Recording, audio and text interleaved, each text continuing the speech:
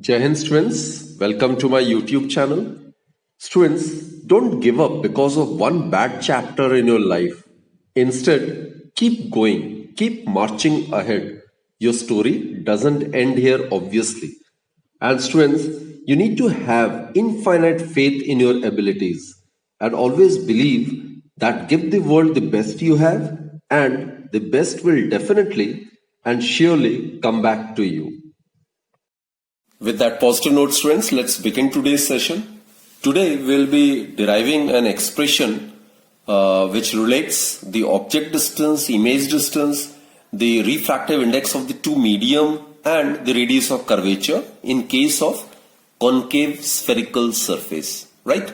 So, there are two cases. First, we'll discuss the case when the object is placed in the rarer medium, and in the second case, we'll discuss when the object is placed in the denser medium.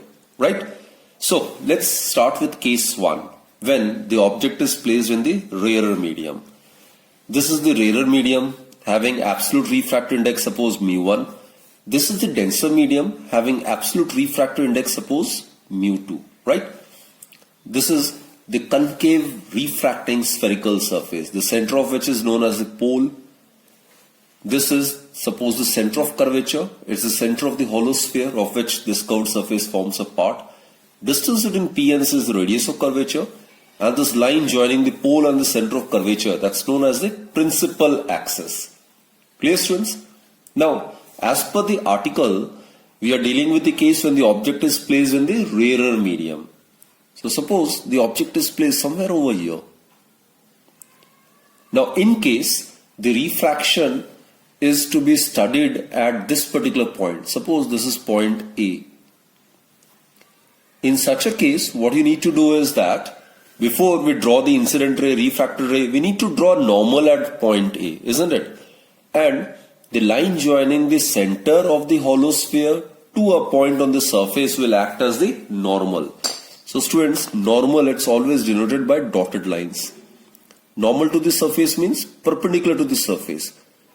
So CA, connect C and A, it will act as a normal, right? This is the normal. Now O is a point object which is considered to be located on the principal axis. Now this OA, this will represent the incident ray.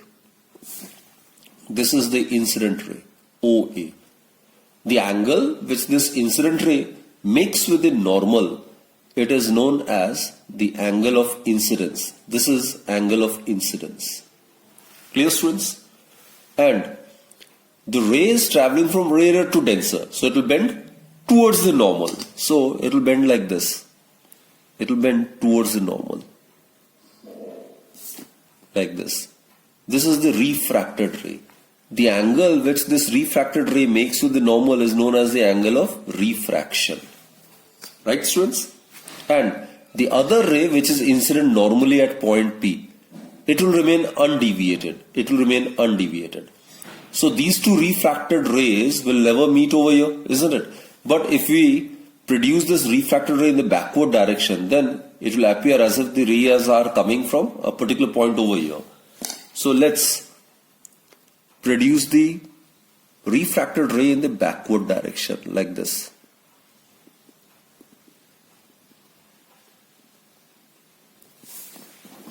And let us reproduce it also in the backward direction. So it will appear as if these two rays, 1 and 2, are coming from this particular point. So this is where the virtual image is obtained. Students, I've already told you, if the image in the case of refracting surface is formed on the same side as that of the object, then the nature of the image is virtual, right? You can also remember that the two dotted lines, refracted rays, when they're backward produced, and dotted lines, if they intersect, then it will be the case of virtual image. If two dark lines, real lines intersect at a point, then it will result into the formation of real image, right? So students, PC, it stands for the radius of curvature.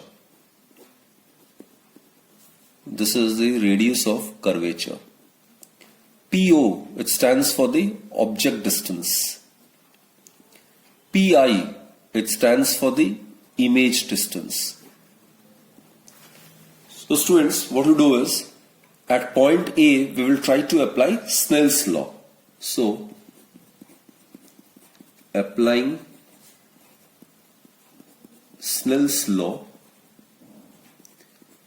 at point A, what we get is the ratio of sine of angle of incidence to the sine of angle of refraction is constant, and that constant is refractive index of the medium in which the angle of refraction lies, which is medium 2, with respect to the other medium in which the incident ray travels, which is medium 1. So it would be mu 2 with respect to 1, which in turn is defined as the ratio of the absolute refractive index of medium 2 to the absolute refractive index of medium 1, right?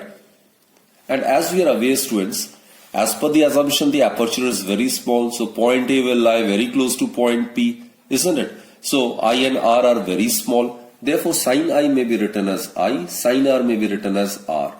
It is equal to mu 2 divided by mu 1, which further implies that I multiplied by mu 1 is equal to R multiplied by mu 2.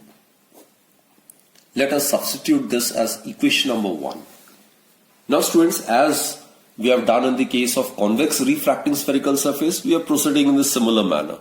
Now we need to consider two triangles, and then we need to construct two equations using exterior angle theorem, right? So before that, we need to denote this angle by alpha. This is the angle which the incident ray makes to the principal axis. This angle we have considered to be beta. This is the angle which the refracted ray makes to the principal axis. And this is the angle which the normal, the line joining CA, makes to the principal axis. This is considered to be gamma. So let's find out the relationship between these three, right? Let's consider AN to be a perpendicular. This is AN, right? Now students, look, let's consider this particular triangle AOC, isn't it? So consider triangle AOC. I'm talking about this triangle AOC. I'm talking about this triangle.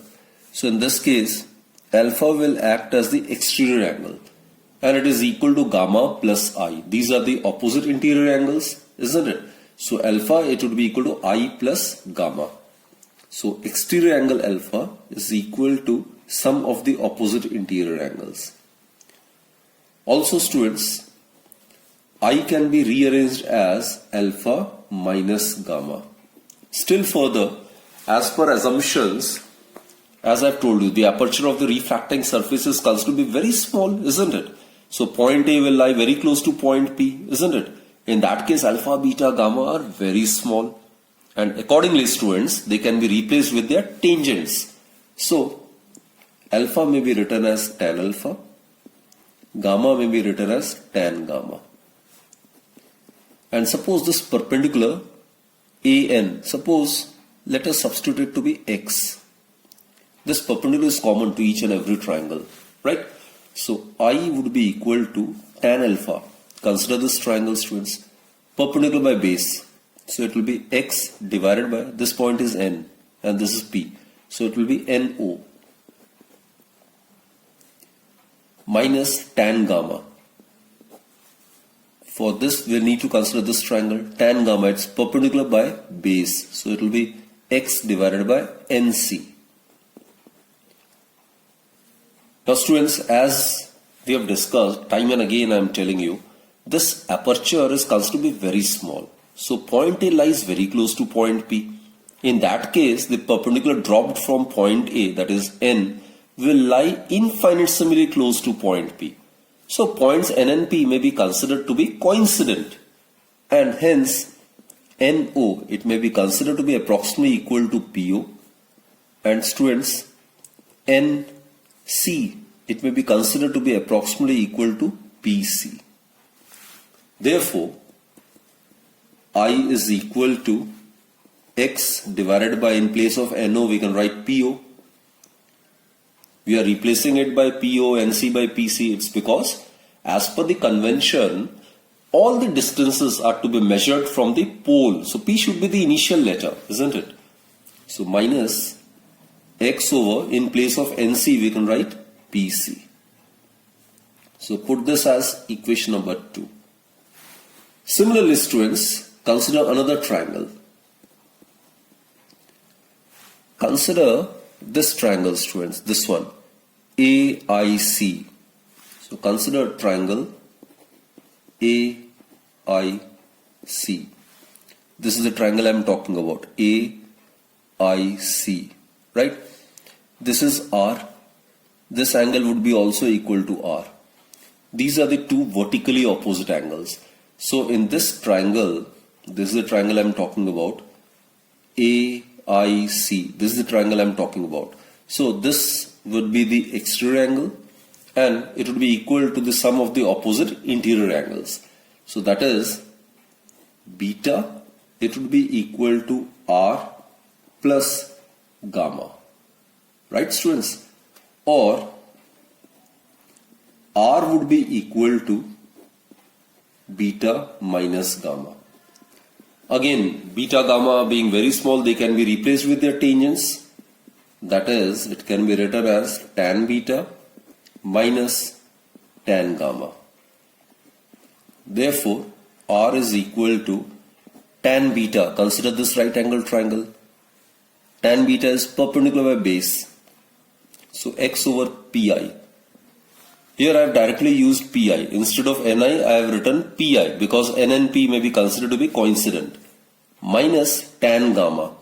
Tan gamma, for this we need to consider this triangle. Perpendicular by base. So x divided by base would be no. In fact, we are dealing with gamma, right? So we need to consider this triangle. So tan gamma would be perpendicular by base. Perpendicular is x. Base is nc. Now since points n and p are infinitesimally close to each other, therefore nc may be written as pc. So here I am writing it directly. It is pc. Put this as equation number 3. Now students, substitute the values of I and R from equation 2 and 3 in equation 1. So therefore from 1, 2 and 3 what we get is, from these three equations we get mu1 into I, that is mu1. Let's substitute the value of I. It is x over PO minus x over PC. It is equal to mu2 into R.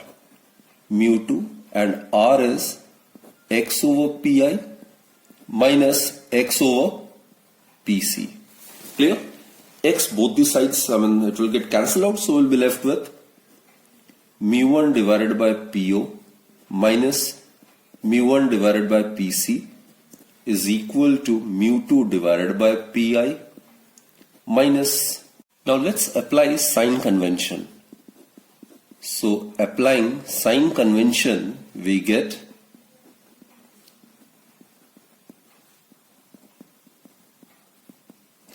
we are aware, as per the sign convention, all the distances are to be measured from the pole, and the distances measured from the pole along the direction of the incident ray is to be taken as positive, and against the direction of the incident ray is to be taken as negative. Here students, the direction of the incident ray is from left to right. This is the direction of the incident ray, isn't it? This is the direction of incident ray, right? Now, what we do is, we are measuring all the distances PO, PI, PC against the direction of the incident ray. So these distances have to be taken as negative. So PO, it is the object distance from the pole of the mirror and in a direction against the incident ray. So PO is minus U. Then PI. Again, this distance is measured, PI is measured against the direction of the incident ray. So it has to be taken as negative. So it's the image distance minus V. And PC. Look students, incident ray is from left to right. PC is measured from right to left. So again, it has to be taken as negative. Let's substitute these values over here. So what we get is mu1 divided by PO, it's minus U. minus mu1 over pc is minus r. It is equal to mu2 divided by pi, it's minus v, minus mu2 divided by pc, again it's minus r, which implies that minus mu1 over u. Now mu2 by v, it's with negative sign. When it comes over here, then this sign will get changed. So it will be plus mu2 over v is equal to minus plus. So it will be mu2 by r, and this is also plus mu1 by r. When it goes to the right hand side, it will become negative. So it will be mu2 minus mu1 divided by r. So students, this is the same expression which we have obtained in the case of convex refracting spherical surface when the object was assumed to be located in the rarer medium. So formula is minus mu1 over u plus mu2 over v is equal to mu2 minus mu1 by r. Clear, students? So it is immaterial whether we are considering concave refracting spherical surface or convex refracting spherical surface. The only thing you need to remember is whether the object is placed in the rarer medium or the object is placed in the denser medium. So in case object is placed in the rarer medium, then this formula holds valid, right? There is an alternative expression as well. We can divide throughout by mu1. So what we get is minus 1 by u plus mu2 by mu1 by v is equal to mu2 by mu1 minus 1 by r, which implies that this result may also be written as this particular manner: minus 1 by u plus mu by v is equal to mu minus 1 by r. Clear, students? Here mu is the relative refractive index of medium 2 with respect to medium 1, which is defined as the absolute refractive index of medium 2 divided by absolute refractive index of medium 1. So this is the final result when the object is placed in the rarer medium in case of refraction through a concave spherical surface. Students, now let's discuss case 2 in the case of concave refracting spherical surface. Case 2 is when the object is assumed to be placed in the denser medium, right? This is the rarer medium of absolute refractive index mu1. This is the denser medium of absolute refractive index mu2. This is the center of curvature, right? And suppose this is the pole P. And let us assume the object to be placed in the denser medium, somewhere over here, right? As usual, if you want to show the bending of light at this particular point, then first and foremost you need to draw a normal over here, right? So suppose this is point A, and at point A, let's draw a normal. Normal would be a line joining from the center of curvature to point A. So this will act as a normal. This dotted line indicates the normal. Clear? This is the normal. Now, O is the object. Now suppose the ray of light from the object get incident at point A. So this is the incident ray. The angle which this incident ray makes with the normal is the angle of incidence. Now students, look, here the ray of light is traveling from denser to rarer. So it will bend away from the normal. So it will bend away. This is its normal path. So now it will bend away from the normal like this. This is the refracted ray. And the angle which the refracted ray makes with the normal is the angle of refraction. Here obviously the angle of refraction in the rarer medium is greater than the angle of incidence in the denser medium, right? And the second ray, student, the second incident ray from the object, when it is incident normally, it will remain undeviated. It will be like this. These two rays will never meet over here. The separation with them will keep on increasing. So what you do is, we will produce this refracted ray in the backward direction. So if you produce this refracted ray in the backward direction, then we will get the intersection of two dotted lines. So it means that the virtual image is obtained. So the virtual image is obtained and it is represented by I. Now as I've told you, students, whenever the image is formed on the same side as that of the object, then the nature of the image is virtual. So here object image both are in the denser medium. So naturally the nature of the image is virtual. Another key point is that while drawing the ray diagram, if you produce the refracted ray in the backward direction, that has to be represented by dotted lines. And the intersection of two dotted lines, that will give us virtual image, right? Now, let us consider this to be alpha. Alpha, you are aware, it's the angle which the incident ray makes with the principal axis. This angle is beta. It is the angle which the refracted ray makes with the principal axis. And the angle which CA makes with the principal axis is gamma, right? And here, drop a perpendicular. This is suppose point N. This point is N. Now obviously the aperture of the refracting surface being small, the pole, that is point P and point N, may be considered to be infinitesimally close to each other. So point P, point N may be considered to be coincident, right? So as we have done it in the earlier cases, similarly we'll proceed in this case as well. So let's apply Snell's law at point A. So applying Snell's law at point A, we are aware Snell's law, ratio of sine of angle of incidence to the sine of angle of refraction is constant, and that constant is refractive index of the medium in which the angle of refraction lies with respect to the medium in which the incident ray is traveling, which in this case is glass. So it will be refractive index of angular refraction lying in air. So it is air, that is 1 with respect to 2, which is glass, which in turn is given by the absolute refractive index of 1 divided by the absolute refractive index of 2. Now, as in the assumption we have discussed, angle I, angle R are very, very small. Therefore, sine I may be written as I, sine R may be written as R. So it is equal to mu1 divided by mu2, which implies that, students, mu2 into I is equal to mu1 into R. Put this as equation number 1.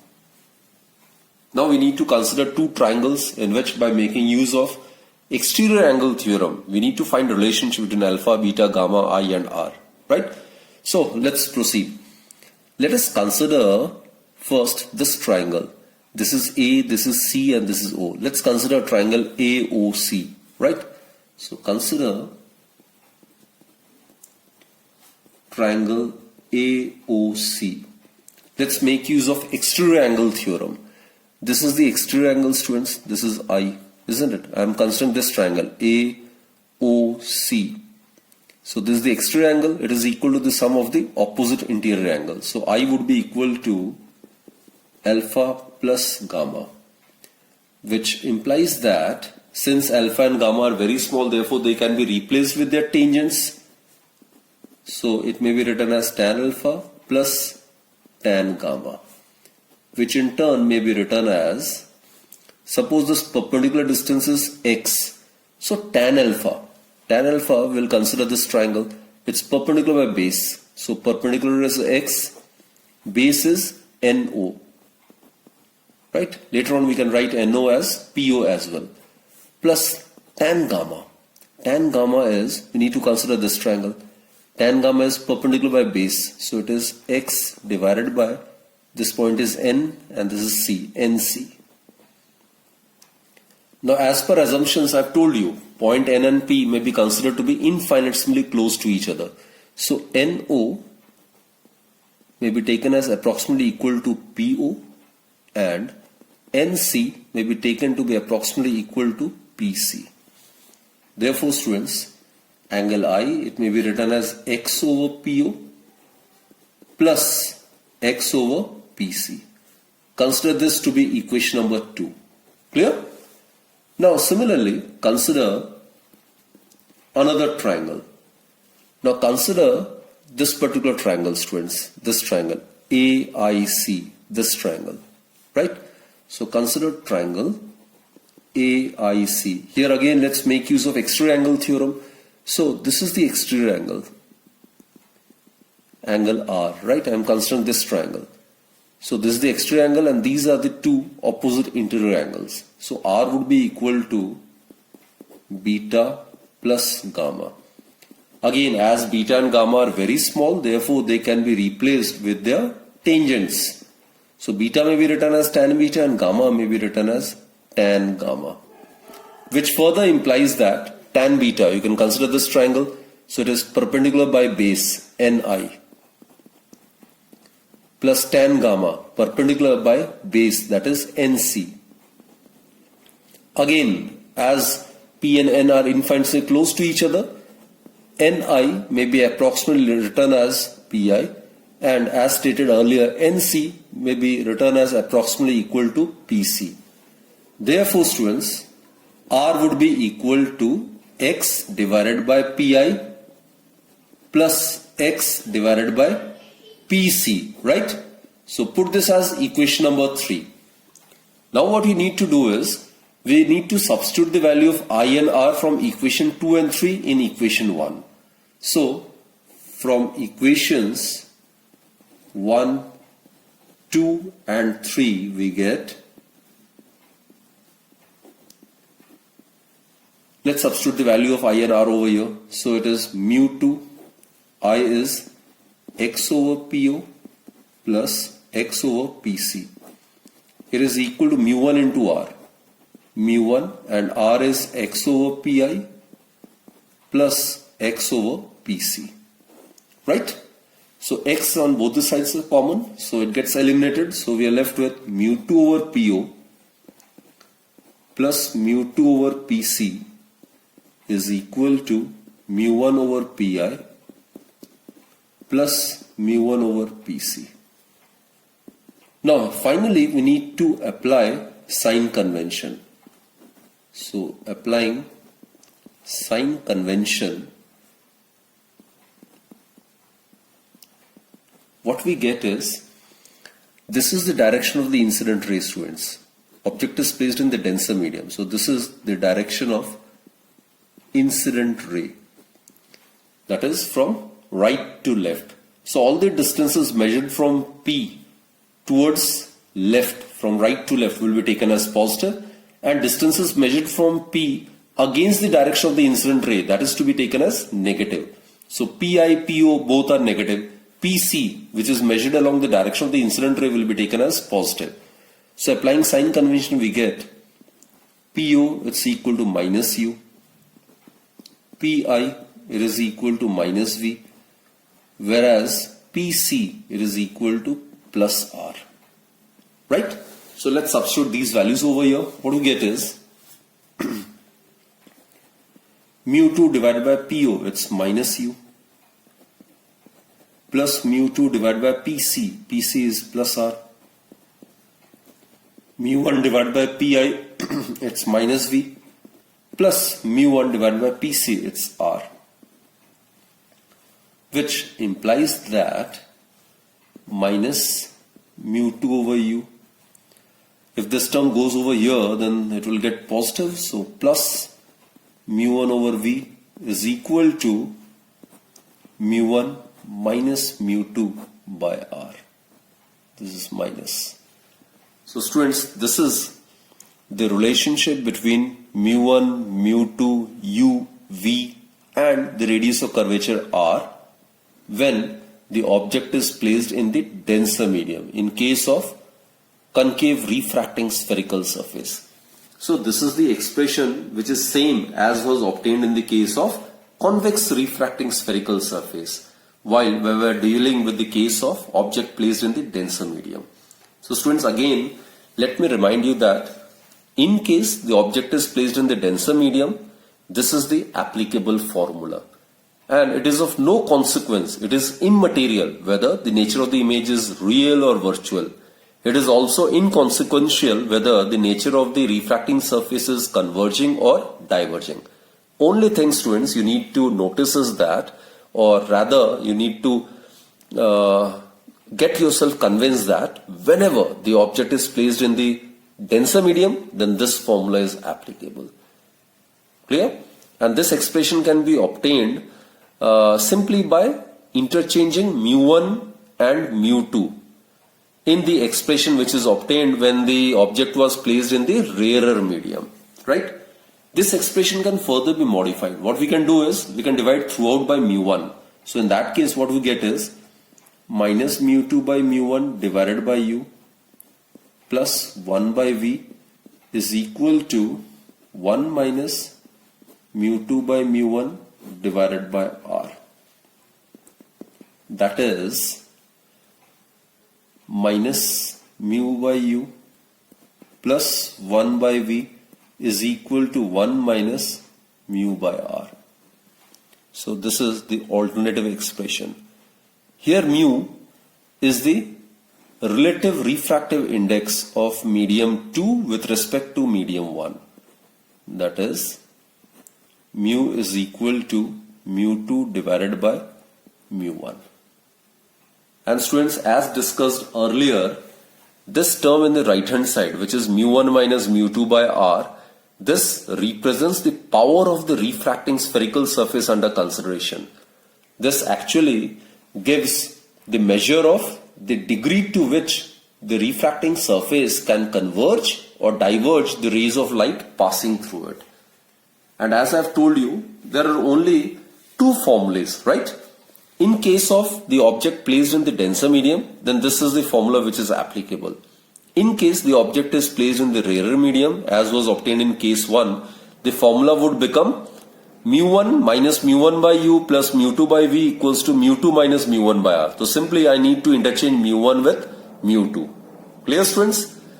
So students, that's it for this particular session. We have discussed both the cases in case of concave refracting spherical surface. So hope you have understood this concept. This was very, very simple. I mean, this is the fifth article which we have done in context of the refracting spherical surface. So do remember these formulas.